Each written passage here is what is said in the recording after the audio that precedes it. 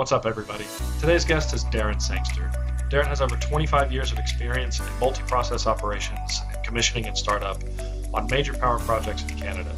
Darren has held ascending roles in commissioning and startup, showcasing his deep expertise in bringing complex projects online efficiently and safely. His leadership has been instrumental in the successful execution of various mega projects within the energy and power sectors. Starting from a hands-on operational role, Darren's career has evolved into a strategic senior position and is currently leading the charge for pxGroup to expand its capabilities across the Americas. I'm so excited for you to get to know Darren as I have and hear his story. Let's get right into it. Your camera quality is nice and crisp. Do you use a webcam or is this your built-in? The built-in one off my laptop. Nice. It's pretty nice. new, so I don't know. What kind of laptop is it? It's a Elite Book, a Hewlett Packard. Do you typically have to do a lot of video calls, or is it just, Yeah, because I'm typically based out of home, so a lot of those. Yeah. Are you 100% remote, or do you have an office you go to? I'm probably 95% remote. We have offices in Calgary and Houston, so I could go there or to a client's site. Right. Like September, I spent a good chunk of September in Montreal with a client. Yeah. That's fun. It's good to get away and break it up. Yeah. Do you ever get down here to Houston? I haven't. One of these days I finally will, but you should. Yeah. Hopefully in January. That's what I'm looking for. I was going to say, when it's too cold there, you can escape down here. Yes, I look forward to that. Our winters are rarely below freezing. Yeah. Yeah, dare to dream up here. I'm not sure where your office is here in Houston. I'd have to get you the actual address. I haven't actually been to it. That's okay. Yeah. Well, like my one up, he resides it's actually halfway between San Antonio and Houston, and he only goes there intermittently or work out of it. So we're kind of spread all over.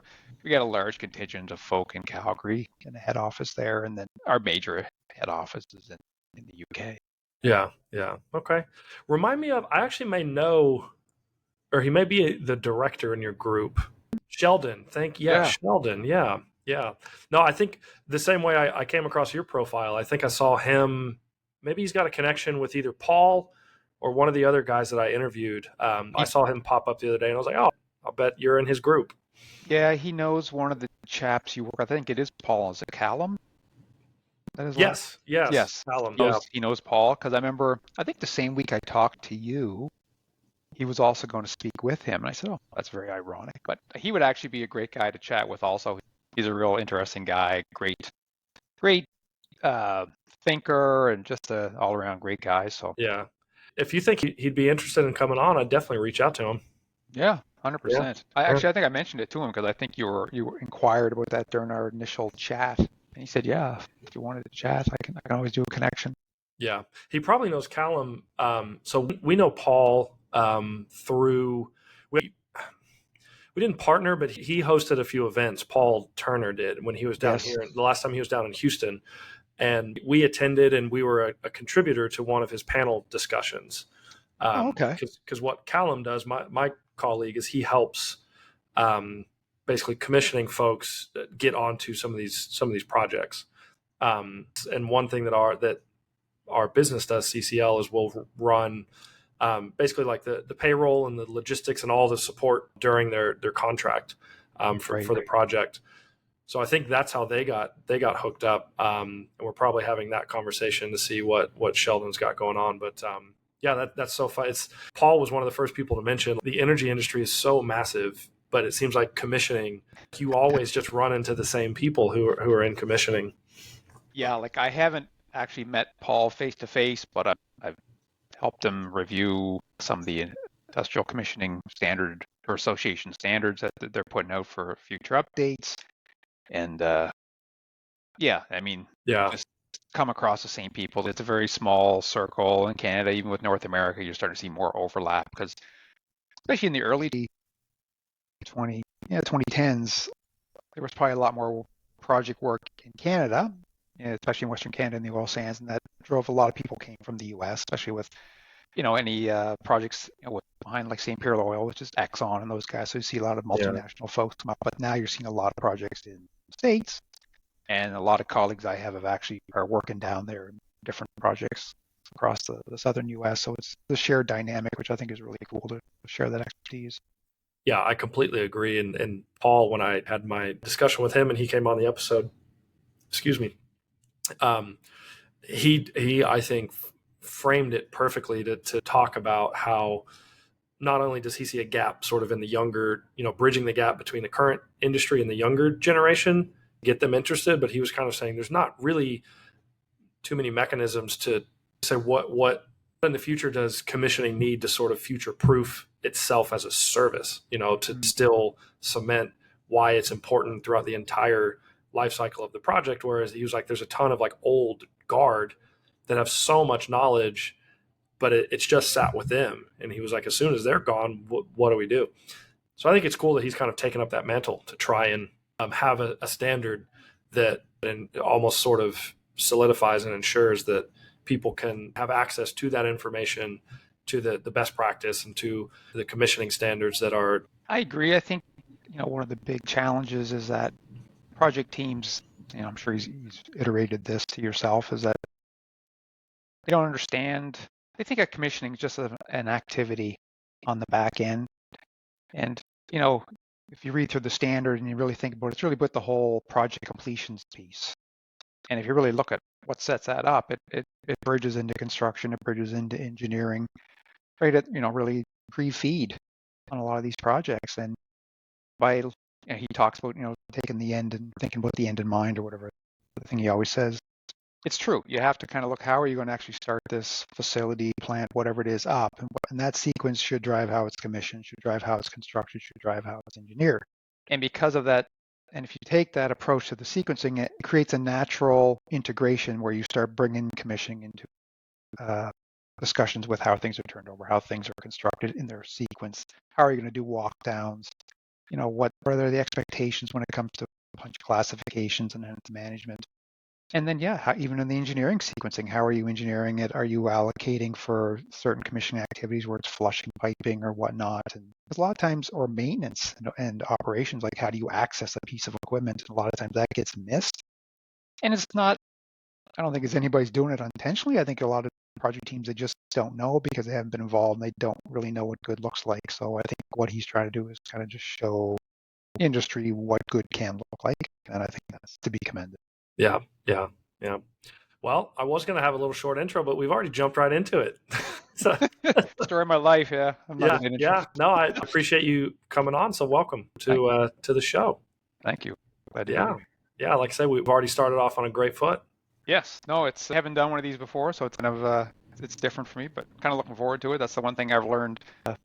Project world is just say yes, so see what happens, and everything is practice. That's exactly what I'm doing here. I've never hosted a podcast before. I just saw an opportunity and maybe a slight gap in the industry, build this sort of network of people and create a community. And I just thought, yeah, why not? Yeah, no, it's fun. I mean, I think, it gives people a place to kind of share their thoughts, which I think is important, especially on commissioning, because, as we iterated at the beginning, a lot of the old guard are retiring. There's still lots of good talent around there, but that if you look at the demographics, we are getting older, and it's kind of like, how do you scale up the information sharing? So I think this is part of that whole piece, and kind of like letting people know that there are folks that can help you think about a project maybe in a different way and different light. Yeah. Improves the cost, the schedule, and the benefits of projects. Well, you can already tell off the bat you're clearly very passionate about, you feel, are sort of the pillars and the values of commissioning and why it's important. So what's some of the, I guess, going back day one, early days, even before your career, what sort of set you down this path of being interested in even the technical field, let alone getting involved in the energy industry? I really had no idea what I wanted to do when I was in my late teens, even like probably really early 20s. I spent an extra year in high school, just really unfocused, goofing around. I worked in like warehouse, unloading trucks. So, I got real good at physical labor, not super fun. I took real estate courses, was a realtor for a while, even took my aircraft license, piloting. I really was just trying a bunch of things because I really just didn't know what I wanted to do with my life. And it was probably, I'm going to say, I don't know, 24, 25, which would probably seem really late to a lot of folks today. I was in the gym one day and I was talking to a chap, and we used to have a refinery here where I live. And I was saying to him, I said, yeah, I'm always fascinated by that place, all these pipes and pieces of equipment. Like, what goes on in there? And I just really didn't know. Like, where I live, there's projects are not really a thing. So you never even thought about projects as, a way of life for your career. And he said, his background was in high pressure boiler operations. Here in Canada, it's called power engineers. Oh, that's interesting. So I looked into it. It's kind of like a technical school designation here. Applied, I got accepted. And I went in and learned about boiler operation and high pressure boilers and process systems and whatnot. I loved it. And probably the best I ever did in math and science, because I actually found it really interesting. And kind of like almost now you kind of had like a bit of because I found it interesting, you kind of had like a bit of a purpose, whereas before in the younger 20s, I just didn't have that. So yeah, I did that. I think I was in the, top 2 or 3, usually the top students, got offered some summer jobs. Some of the local industries around here, there was a dairy here near where I live. They wanted me to come on as a summer student, so I took it, and basically was working the evening shift, looking after the boiler. And I would work like a 8-hour shift or whatnot in the evenings, and would be kind of quiet. So I just started wandering around the building, and guys were loading trucks. I'd go help them load their trucks with milk orders if I wasn't doing my own thing, and then eventually started going in and helping with them prepping the machines for the production runs each night, and just kept yourself busy, just learning things. And that turned out to be really, really good thing to do, like not be bored, keep yourself interested and entertained, I guess. And my boss at that time just gave me more and more responsibility, which was really cool, so it gave me more things to do, and I like that. But the thing I realized is where I was at and where I lived at the time, the opportunity for growth really wasn't there. And this was before the oil sands really kicked off in Western Canada in the early 2000s. So I started looking around, and it was right around the same time. There was a company in Western Canada. It was a hazardous waste incinerator. They needed to bring on people with boiler tickets because they put this new heating system in. They didn't have the qualifications. So basically, I got hired over the phone to come to Alberta and go be one of these people. And it was a fairly remote area, so I migrated out there, and that was a big culture shock coming from like a more urban area. But I adapted and met lots of great people, and really worked in the operations side of plants and facilities for about 5 years. I moved around a bit.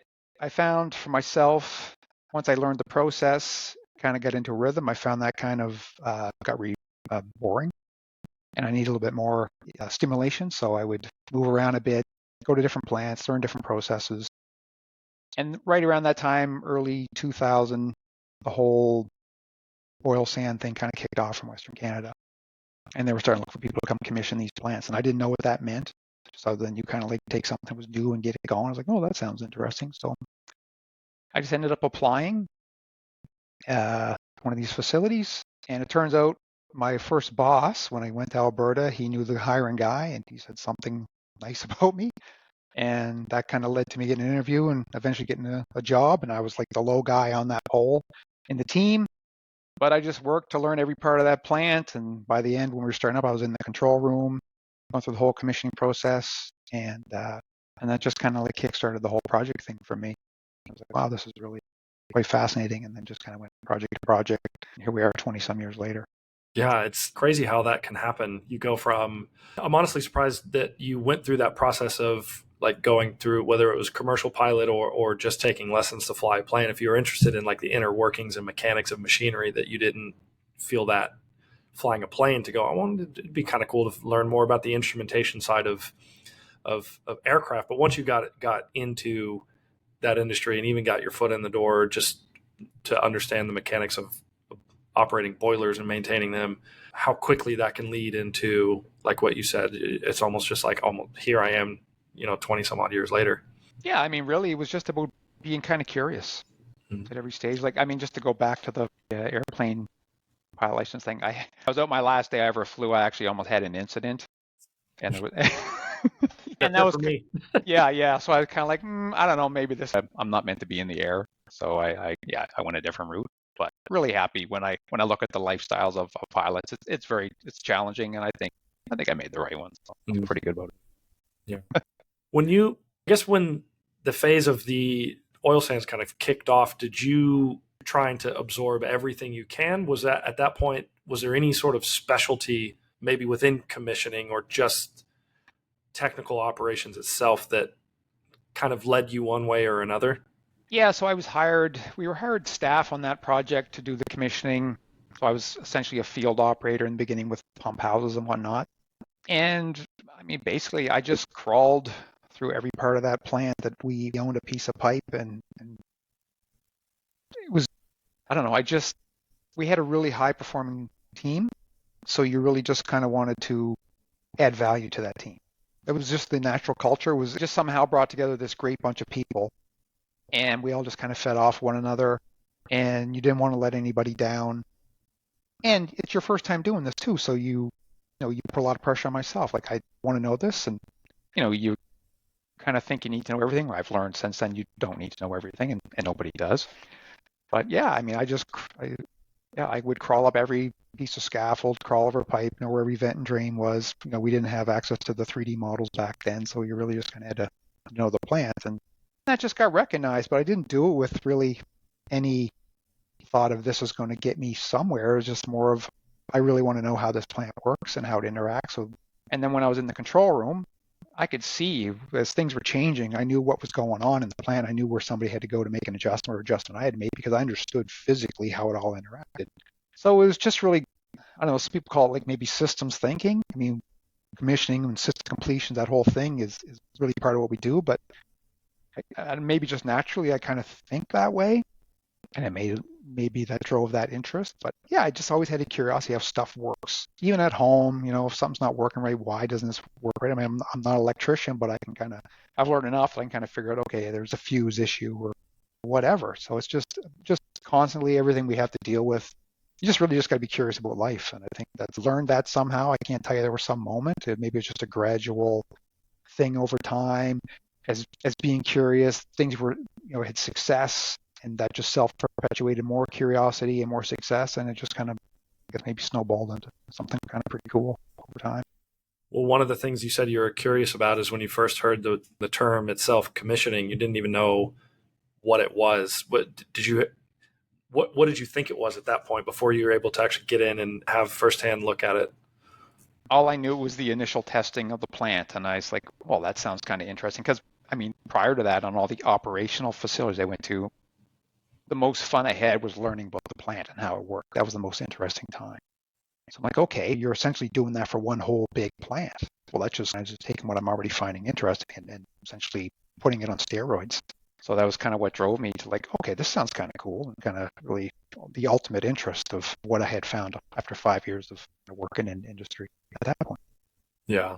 I've definitely found in this industry, most people know what commissioning is, but if you're sort of an outsider looking in, you hear the term commissioning, you hear things like engineering or health and safety or construction, just inherently by the name.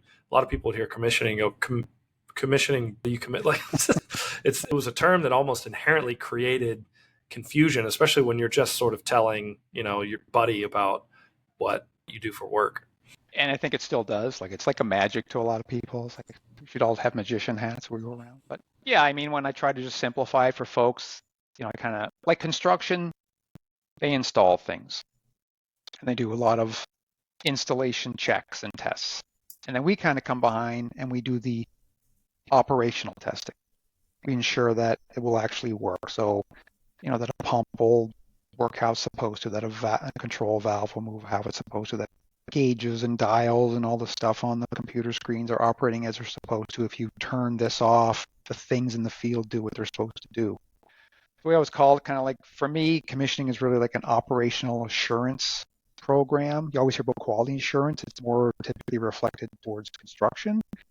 I think there's kind of two parts to it. Construction is the installation assurance, and commissioning is more like the operational assurance. That's my simplified take. If for somebody that doesn't even know what that means or has never been on a project, if you live in your house, you build a house, we would kind of come in and make sure the furnace is working, that your water lines are all full and flush, so that when you pour your first glass of cold water, it's nice and clean and there's no dirt and whatnot in there.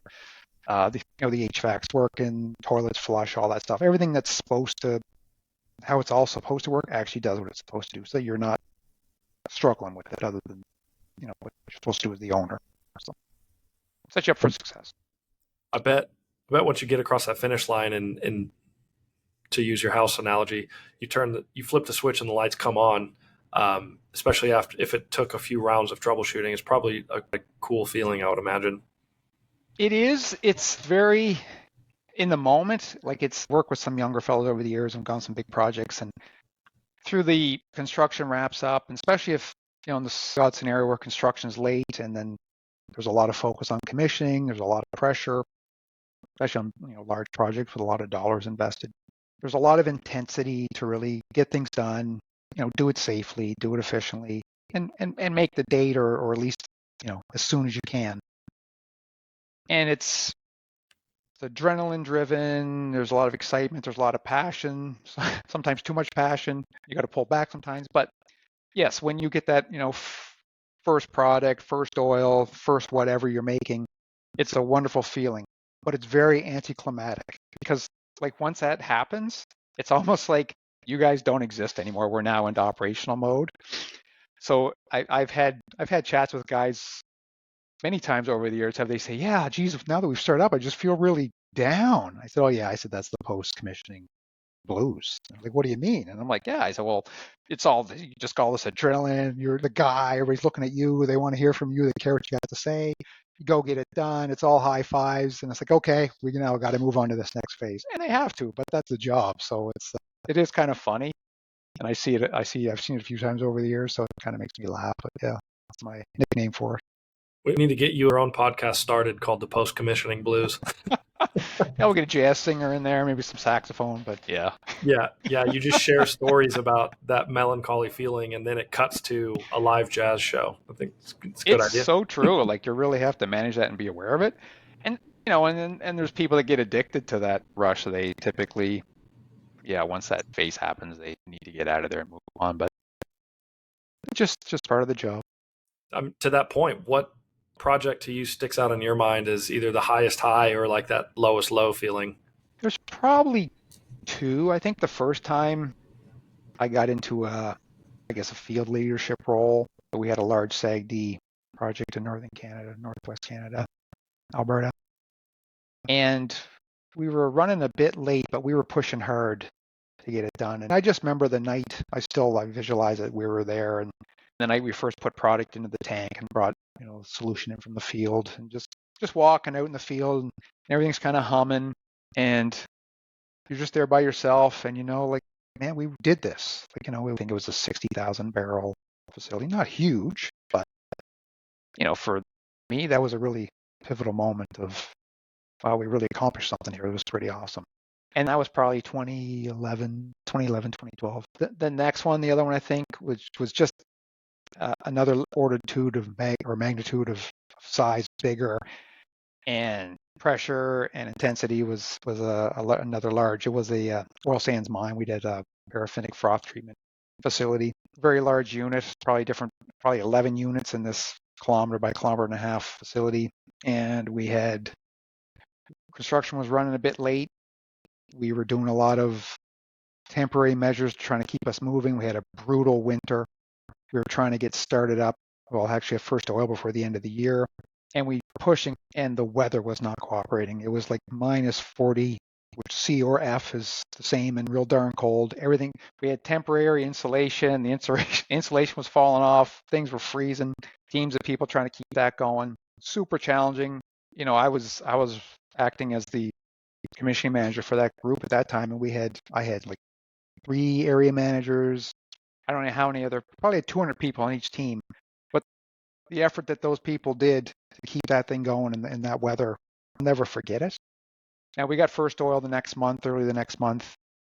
And, even though we were late, the fact that I'd say we probably brought back what the date could have been so much gave me a lot of pride that the team worked that well under the demands. Huge, like a big group of people trying to move that ship. I mean, the bigger the projects they are, the harder they can be to manipulate. But we were empowered. Like, that's one thing in that project we were given at the vice president level. We were given the authority to make decisions, and that was although it was really hard and really tough, it was probably one of the most rewarding experiences ever, because it kind of proved to myself, I think for all of us, that we really could add value to a project and change its outcome. So yeah, those are two that always stand out to me. It's Yeah, pretty yeah. awesome. I'd like to know more about that feeling you just described of you found yourself, whether that was your first project that you were the commissioning manager for that site or not, but juxtaposing those two things of that kid who didn't really know what he wanted to do to now you're sort of a point person on a pretty critical, high pressure project. What was that feeling like for you? I mean, I guess surreal in some ways. The thing I try to do is I try to look back every so often, 5, 10 years ago, and just kind of look at, I guess, even 20 years ago now, and think about, yeah, when I first started, who I was, how I carried myself, etc., and that evolution over time. And I look at life in general and the challenges that everybody deals with every day, the pandemic, etc. And the one thing I took away from that is working on these types of projects, working in these challenging environments, it by default builds a huge amount of resiliency in people. So that when we go through life and we deal with these other challenges, pandemic shows up, or, something financially happens or whatever, you already have kind of that, I don't know, base foundation of dealing with things that allows you to take that in and assess the situation and deal with the situation, make a plan and move forward, whether it's the right decision or not, but just move forward. And I don't think I would have maybe had that if it wasn't for going through all these projects over the years. I think that just gives you a skill set that's really quite amazing. Because it's, I run into so many people, you probably do, like so many people are just so stressed out over so many things. And I was like, man, like compared to some of the stuff that I've been through, like that's really, it feels like it's small to me, but that's just perspective. So it Yeah, gives you a really good perspective. everything is definitely all relative. And also, I think to your point about building resilience, a lot of skills you can read about and employ or adopt. I think resilience is one of the few things that you just have to go through it. Yeah. And, it's scary some days, man. There's days where you're like, man, what am I doing here? I should have just been the bus driver. It's like, what was I thinking? But you just show up and you slog through, and the odd day you take your beating, and then you just keep going, and then eventually you get through, and it's like, wow, we did that. And it's like, okay, I guess if I did that, maybe I can go do this. And somebody, I think I can't remember who, there was a guy, I don't remember his name, but he just says everything you do in life is just practice. And it's just everything, whether maybe it's repetitive practice, it's another one of these. Ray Dalio, another one of these. That's just the term he uses a lot. And yeah, like all these projects, life is just practice, and you're just continually practicing, keeping those skills. And I try to approach everything like that now. Physical fitness, dealing with relationships. You're just always practicing, just trying to be a little bit better. Some days you're not going to do so great, but you just try to learn from that. What did I do wrong here? I really like Course that a adjust. lot. Yeah, that's a very clear and concise way of looking at trial and error. Yes, there's probably 10,000 different idioms that you could use to describe that feeling that everything is a process. Like you said earlier, you'll never know everything. You're always learning, but yeah, just framing it more simply as everything's practice. Yeah. I think that's very clever. Yeah, thanks. It wasn't me. It was somebody else said it. I'm like, that's great. Tom Bilyeu. That's where I got that one from. There So we go. I gotta If you give my acknowledgments today. if you weren't going to credit Tom, I was just we could just say that you did it. Thanks. Yeah, yeah. Well, you had mentioned earlier on that challenging project, let's say, the impact or the decisions made at the leadership level, where they gave you guys kind of carte blanche to make these difficult calls. Just more broadly, or I guess in general, throughout your career, what positive effect, or maybe sometimes negative, do you think leadership had that either supported you or restricted you in certain ways that impacted you the most?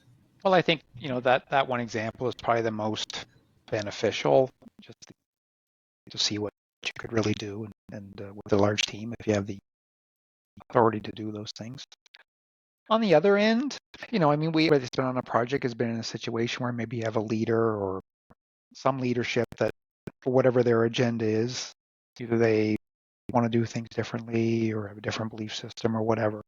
And as much as you try to push and convince and etc., maybe let's go this other route, that they don't do that, and so that's frustrating.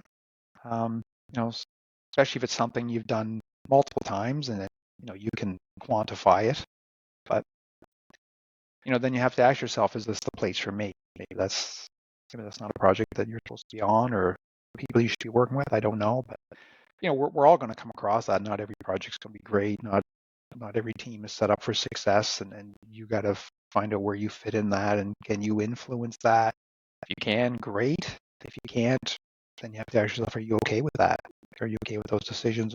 Are you there? Is there something else you can get out of that? Is there some skills you're developing or contacts you're making, whatever that may be benefit you down the road? If yes, great, then ride it out. But if there's just, if everything is a struggle and you're not getting, it's more repetitive and there's nothing you're getting out of it, then yeah, that may be time for you to move on. And that's okay. Like not everything's for everybody, and some fits aren't for every culture. All cultures aren't for everybody. And so you need to kind of find your tribe, as they say. How have those moments impacted you as you obviously progress through your career and become a leader yourself in the space? I think the biggest thing I've learned is, you're working with lots of people. We all come from different backgrounds. We all have different things that we've been through or going through. And you hear the term, trying to lead with empathy. I think there's a lot of value in that, because I've worked with some fantastic people over the years, and there's times where they're struggling. Times where I've struggled, and that may just be a day, it may be a week or whatever. But the key is we work with each other, and we're trying to work as a team. Is pay attention to our colleagues, whether at the same level above or below, and if something doesn't seem right, kind of like reach out to them and check in with people. Are they doing okay? I don't think I did as much of that when I was younger. I think I was more playing the individual role and just trying to be the best I could be. And while there was a lot of good of that, probably some negatives, I'd say, where maybe I wasn't as kind as I could have been to somebody or whatever, because I was more focused on the task at hand. So that's some things I've learned. Being married 20-some years has helped with that as well. My wife has given me lots of good tips on being a better person, so I'm trying to apply those. Yeah, it's really encouraging to hear. A lot of these conversations that I've had, a lot of the leaders that I've spoken to, it's really promising that is at the heart of a lot of their own sort of leadership mantra is you hear more and more now leading with empathy. And I think it's very positive and encouraging for me to hear as far as like the future of our industry and the types of leaders that we're going to have, because so many people, like you said earlier, they can be completely pushed out and you could just decide this is not for me. And they could be a perfectly capable and skilled. And it just took that one wrong influence or person or moment or leader, what it was, who did not lead with empathy and kindness or wasn't willing to hear people out, to just send them on their way. Agreed. And I think people have a hard time, if you're the person on the receiving end of that, a lot of times you'll blame yourself, and you got to be able to forgive yourself of things as well. Even if you did make a mistake or whatever, we need to be able to forgive ourselves and move on and just learn from that. It's like, okay, I screwed up. What's my takeaway from that? How do I get better? Whatever that looks like, whether that's a physical thing, a mental thing, a paperwork thing, whatever, like there's always a takeaway. And forgiveness, you got to be able to forgive yourself, because we're just going through life and we're going to make mistakes, projects, relationships, whatever. And you just got to go with the flow. Yeah. I guess present day, what day in and day out are the projects that you're working on? How does that sort of guide you in your projects now with like whatever the structure of the team that you're working on or that you have is? So it's been interesting in this new role. I've kind of gotten away more or less from the day-to-day project activities. I am helping more at the, program level, where we're meeting more with clients, we're doing proposals. We are spending time with clients, trying to understand where they're at, their challenges, offer solutions. That's kind of one piece, and that's kind of been the focus to date. As we ramp up and starting to build out teams and start supporting different clients on different projects, the other piece of that is being in the background, supporting those teams, the leaders, letting them know that they're not alone. You know, I don't know how many conversations I had with myself when I've been on a project, like, okay, this is my problem. I've got, these are like 3 potential solutions. Which one should I choose? And I know sometimes as a leader, it's hard to maybe go ask for other people's opinion, whether it's a pride thing or maybe you feel embarrassed or whatever. First thing I'll say is don't. Like, the thing I learned now is I just take it to my team. Like, hey guys, this is what I'm thinking about. Some thoughts, get some feedback. Hey, all my ideas might suck. Who knows? But somebody else in the room might have a great idea. So it's really about helping others be successful. And by that, I should by default also be successful. But that's kind of where things lie now. It's very different than what I've been used to over the years, because on a project, it has the normal flow of kind of like the planning and the execution and kind of how that generally goes. You kind of know month to month what you will be working on. There's nuances, of course, but now where it's every week can be different. You never know day to day what you're going to be doing. So it's been kind of a refreshing change to kind of do things a little bit different and approach things differently, and seeing different types of projects where that could be advanced manufacturing, it could be a LNG plant, it could be green hydrogen. So there's lots of different things that we're interacting with different groups and companies and teams to kind of help them be successful. So that's been really cool. But as I'm interacting with these folks, whether they're part of our organization or not, still have the same principles. You got to still treat people with respect. I still want them to be successful and help them and just offer advice. A lot of times I'm doing like a TEDx talk sometimes to some of these groups, and because I'm just trying to share information and things to think about and considerations as they go through their project and things to look out for. So yeah, just really at this stage, I'm really trying to share a lot more of what I've learned and just kind of give people some of the little tips and tricks that I've learned to make their lives a bit easier and things to look out for and be aware of. Stepping into that kind of, whether you want to use the term or not, it gears my mind towards more of like a mentor. Was there someone in your career, either in the past or currently, that you still turn to bounce things off of, whether they're in your organization now or someone external?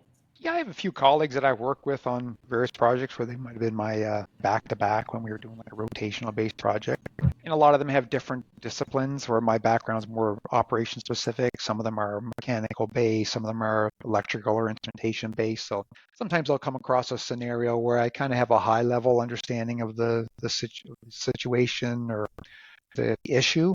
I will a lot of times connect with them and say, hey, this is kind of where we're at. This is kind of what we're working on. This is what I'm seeing. This is what I think the answer may be. Does that make sense to you, or am I missing something? And try to get some feedback from them. And that's been super helpful. Like, that really just comes down to your network. And, people love to share their knowledge. So I think this is for projects in general or work in general. There's so many people, so many different backgrounds and experiences. Really it's so beneficial to yourself and to them, I think, to really just ask questions. Even if you think you know the answer, I think sometimes just a second opinion, just kind of like, I feel this is the right one, but it's nice to have somebody else that maybe been there as well to say, yeah, no, that's the right way of thinking. And I think that helps remind you that, yeah, you're on the right track, because the industry is always evolving so quickly, and you can't be in touch or I shouldn't say be in touch, but have your fingers on every piece of every part of the project at all times. So I might have worked on something maybe 20 years ago that I kind of remember it, but there's a guy I know that worked on it last year that really remembers it. So why not leverage all these people and resources that have this extra information to kind of help make you succeed? So that's not like on a day-to-day I do that. Some had some great mentors over the years that just really kind of helped me in dealing with leadership, how to kind of like present to them, give them great feedback, and just, they're retired now, a lot of these guys, but they were just really, the funny thing is some of these guys, when I first started working with them, I did not think we were going to get along well at all. And they turned out to be some of the best mentors I ever had. So that obviously was my own insecurities, I think, at that time. But yeah, they were like guys I'll never forget for how they helped me. Yeah, that's cool. So yeah, try to pay forward now. I think that's a big challenge for a lot of people, is whether it comes from insecurity or they're just not too sure, about being upfront enough to ask people You've got a lot of knowledge. I'm trying to either improve these skills in these areas. Could you be my mentor? I think it's whether people don't want to be a burden, or they're just, like you said, they may have their own insecurities, or they may feel like that person's not going to, whatever decision they've made up in their own mind as to why they wouldn't make a great mentor. But I think it can't hurt to ask. Yeah, I mean, you're starting at no. You don't ask, so you really got nothing to lose. Yeah. And I think most people, if they've got the time, I think they're usually quite happy to kind of share their insights and what they've learned. That's been my experience, at least. I was going to say the same thing. I think from my perspective and the people that I've been speaking with, I've rarely come across a person that says, I've got no interest in time. I think you probably find those people for sure. But I think in general, when most people hit a point in their career, that's almost like their structure or values kind of shift. And then a bit like what you just said a minute ago, I want to spend more time sort of either passing this along to other people on my team, or taking a different role, more of a support role as a leader, versus like the top contributor or being the subject matter expert or the first to a solution. It's almost like that hierarchy switches for a lot of people. I think in general, I mean, if you meet any more senior people, and I just mean in age, they have so many things that they're quite happy to in life to share and talk to you about. And it's the same for work. So it's like there's this huge untapped well of knowledge out there and insight, and just in life in general, that a lot of times we're afraid to ask, and we really shouldn't be. They're more than happy to share their insights and help you. Just curious to know, what size of team do you currently operate on, and is there that pretty open, I guess, culture of asking questions and sharing and bouncing ideas off, or shooting down bad ideas that you're sort of managing your way through right now? I'd say right now we've got, across the different projects, 5 to 10 people. We're still kind of in the early phase of growing the business, but we don't meet as a group yet. We have that in the works. It's more specific to as each project, and we bring on new people. We really want to spend a lot of time at the beginning getting them kicked off, kind of like up to speed on the project, what information we have to kind of help them. They can let them know that what we're here for to help them do and how they can leverage us. And then really it's just kind of an open communication. It's like, you can see our lights are green on Teams or whatever we're using. If you got a question, just reach out. And then it's worked well so far. But as we grow, we will have to get more structured and kind of get into more formal just group meetings, because everybody's very spread out. They could be all over North America, so it's need that touch point. But we're not quite big enough yet to get there, but it's pretty soon. And a lot of the challenges, we just kind of deal with them as they come. There haven't been a lot, fortunately, but we where we can, if we need to reach out to that company or that project leadership to kind of have a cold eyes discussion and the issue, then we'll involve. But fortunate so far, there haven't been a lot of that. When saying that, the folks that we've working with us, they've really appreciated their and they have been reaching out, for help. So that's modeled, and it's really a great thing. Yeah, no, that's great to hear. Some of the conversations I've had are from vice presidents that work at companies that have 10,000 employees on down to companies that are single or double digit employees, and some have implemented, I guess, maybe more formal like mentorship programs to say, where the leadership all got together and said, this is something that we know was critical for our career growth and to level up our skills technically. So this is what you need to be doing as well, on down to a bit like what you just described. Even in smaller teams, you can still have that of open communication and maybe judgment-free a little bit, as far as when you're trying to present ideas or pitch ideas or find a new solution. So it's interesting to see the different ways that different size of teams sort of deploy that approach. Yeah, and I think the key is, it's hard to, as teams grow, to get in front of everybody. So it's super important with the group that you are interacting with, that they understand, that the culture that you're trying to drive with them, that needs to be driven out to the rest of the team as well. It's not stop here, like this is expected to ripple like a pond across everywhere. And yeah, I think that's just really super important, because I think that gets missed a lot of times. Things will happen at a certain level, but it doesn't always get driven down at that expectation through all the levels. And then you see deviations in how companies kind of cultures in different groups, they do different things. And I think if you don't set that standard at the top at the beginning, that sometimes leads to those challenges. Yeah. I see a lot in the market, whether it's in our industry in energy or any industry for that matter, these summits where so much of the conversation is focused around me as a leader. This is the impact I made. This is the decisions I put in place that, led to all this growth or all these amazing achievements, and less time talking about how can we be better for our people, for our team. Yeah, that one always frustrates me because, I mean, without your people, you're going nowhere as fast. Like it's, as being a single contributor and originally in my career, that's one thing I learned. There's only so far you can go. Like you still need all these other people, all these expertise to make that happen. So then you got to bring that all together, and it's just one person. You made it. It's your job to facilitate that, but yeah, it's a huge effort. And I was literally the guy that's sweeping the floor as a janitor on up to the CEO. Like everybody has a part, and one link out of there. Like you don't have the guy emptying the garbage or cleaning the toilets. Like it really sucks to come to work. So everybody has a critical link in what we do.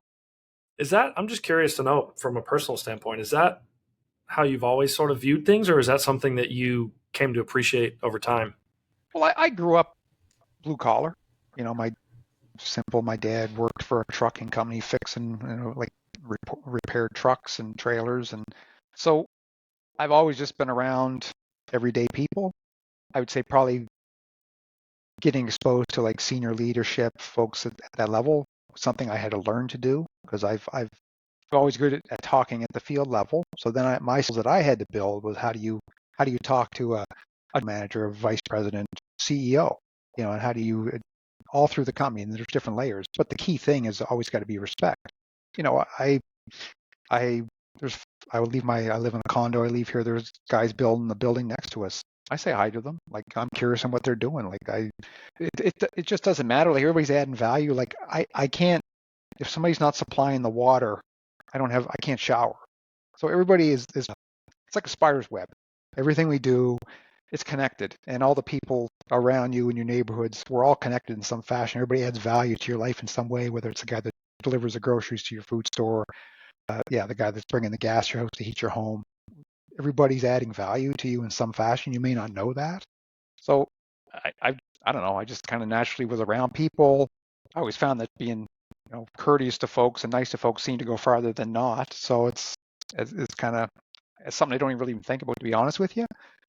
But I do see it. You do see people that maybe they are at a certain stage of their life and they think maybe they've gotten, they've exceeded, they think they're more worthy than others. And that's right.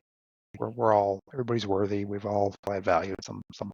It's interesting the way you phrase that, because the way I see it is within our industry, you can find those very self-important people, but that literally what you just described, there's always a drove, an army of people that it took to make something happen. And I think we specifically work in an industry similar to manufacturing or construction.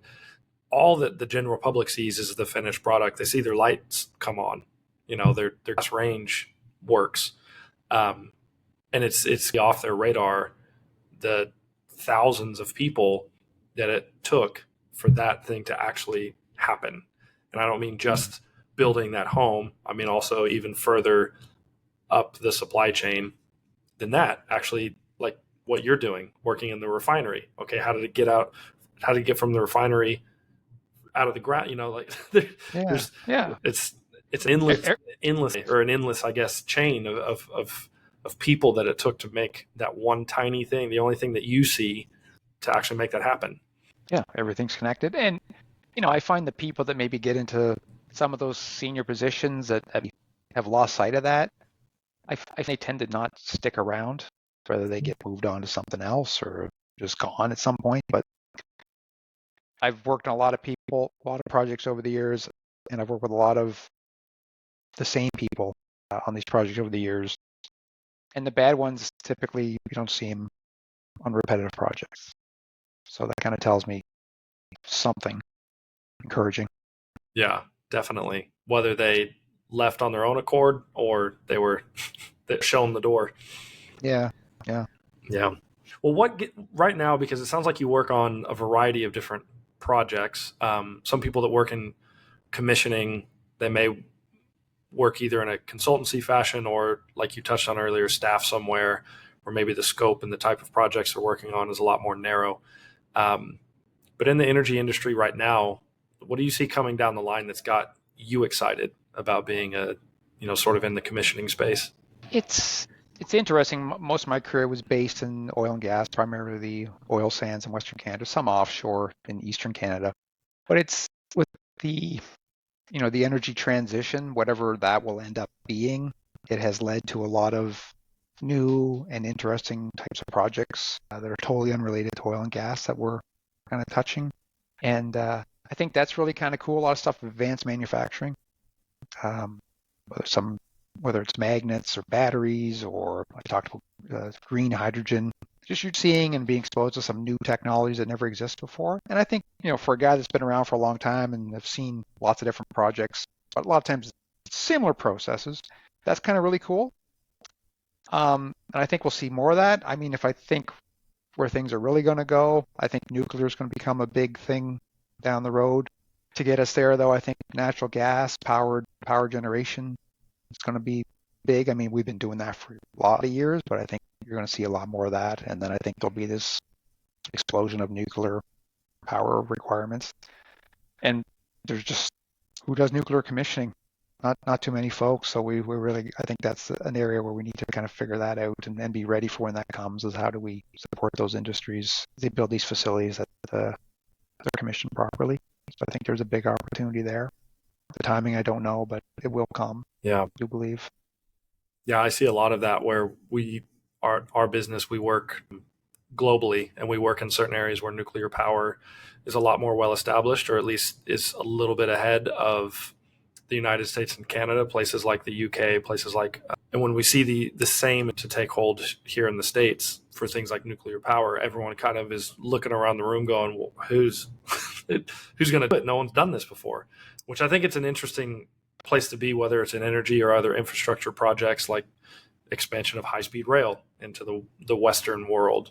No one's done that here before. So I think there's a lot of things that could come online here in the next maybe 10 years that would present a lot of opportunity for people that it wouldn't have even been on the table as an option, to 5, 10, 15 years ago. Yeah, agreed. I think have a lot of the knowledge that could be transferred. There's probably some special knowledge that we would need the help of, whether that's vendors or folks that have worked on nuclear plants. So I think it can be bridged. I think it's just the industry having a plan on how we do that, and then executing on that plan. But yeah, it will. So we will with it. We will have no choice. Well, you said earlier you never to stop learning new things and trying new things and practicing new things. So you'll definitely get your shot, it sounds like. You never know. Never know if I'm still around. Well, let's hope. Let's hope. Fingers crossed. Yes. Yeah. Yeah. It's getting dark here. I apologize. That's all right. I can see the sun is setting quickly. That's all right. Yeah. No. Yeah. Yeah. Well, I think this was a really good conversation. To be honest, I could go on for another couple of hours. I could uck you into that little darkness, but I think for now, yeah, this was a great conversation. I really like your time and the insight that you share. Yeah, I hope you enjoyed getting to talk about some of your past and some of the things that have motivated you and brought you, kind of to where you are today. No, I really enjoyed it. I appreciate you having me on.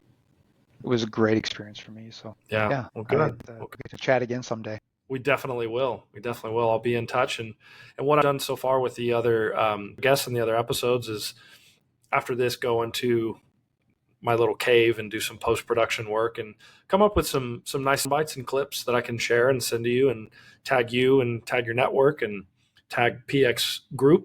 It's a good way just to send that message out, and some of the sound bites and insights that you have to offer. I mean, that's why the episode itself, Insight to Impact, is how can people take, even if they're just little nuggets of things that the guests have to say, and how can they take that and implement that either in their own career, in their own journey, to maybe have a positive impact on them well. So you'll definitely be hearing from me quite a few times over the next few weeks, months, and If you make it down to Houston, which I encourage to do again during our winter months, I'm definitely happy to and meet face to face. Okay, that'd be great, Rob. And yeah, I'll reach out to Sheldon. I'll send an introduction. Perfect. Yeah. You guys can have a great conversation at some point. That would be great. And if like there's anyone else, whether it's leadership, within your team, or if it's some of these people that you've mentioned on the call or people that kind of popped into your mind that you think would love to share their story, reach out. Feel free if we're making an introduction, or just anyone that you think might like to share their story also. Okay. Yeah, I have a couple guys in mind. I'll connect them and see if they'd be interested. Awesome. It's quickly hijacked by commissioning professionals. It's I'm gonna have to rename the value of the podcast. It's not energy. It's just commissioning. But that's all that matters. Yeah, that's all. I'm with that, and that'll be the first one I share. I'll get a lot of grief for that one from some of my construction friends, but that's okay. Yeah. Darren Sangster said the only thing that matters is commitment. Yeah. And I'll just say in the comments, fight, go. Yeah. Busy. Yeah. Okay. Awesome. Well, I think we put up here, and like I say, we'll be in touch over email. I definitely would like to reach out here in a couple of weeks just to do like a little bit of a debrief, especially once some clips start to go out, and curious to hear if you get any feedback or any mentions from people in your network also. And the way I do it is I'll share it with my network, but I also tag CCL, our company's network as well, because we've got just on LinkedIn, we've got over 60,000 some odd oil and gas professionals in our network. So it's cool to share it with them as well. Get your name out there, get your company's name out there, and it's actually really cool to see the people that come out and engage or comment on stuff, and I'll reach out to them and ask them if they want the clip and get their thoughts, and obviously funnel that back to whoever the guest. So hopefully you'll find it pretty interesting over the next couple of months. Well, it has been so far, so I expect more of the same. So that's great. Cool. All right. Well, I won't take up too much more of your time. I'll let you get to your evening, and we'll be in touch. I appreciate it, Darren. Great. Thank you, Rob. All right. Have a great night. Thanks so much. Bye-bye.